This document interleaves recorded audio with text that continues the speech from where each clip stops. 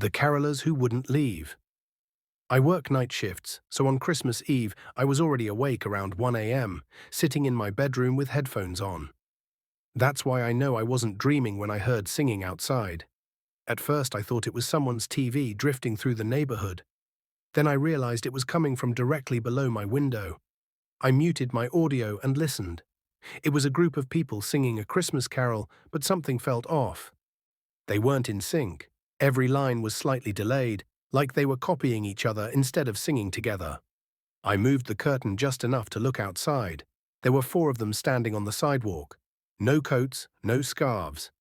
Just regular clothes, even though it was below freezing. They were all facing my house, not the door, my window. When the song ended, none of them moved. They just stood there, staring upward. Then one of them spoke, not loudly, just enough that I could hear it through the glass. "We know you're awake." I backed away from the window and locked my bedroom door. They stayed there for almost 30 minutes. No singing, no talking, just standing completely still. By the time the police arrived, they were gone.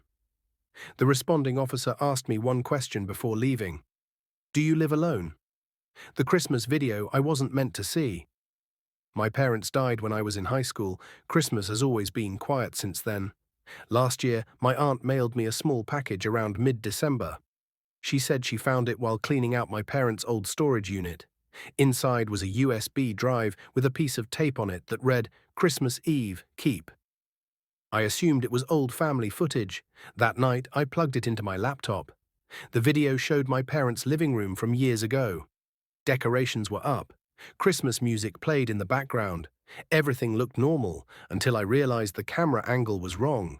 It wasn't filmed from the couch or doorway. It was filmed from the top corner of the room, near the ceiling. The footage lasted almost an hour. My parents laughed, opened gifts, talked like nothing was wrong. About 40 minutes in, my mom suddenly stopped smiling. She stared directly at the camera. My dad noticed and asked her what was wrong. She said, "Do you hear breathing?" The video ended immediately after. I called my aunt the next day.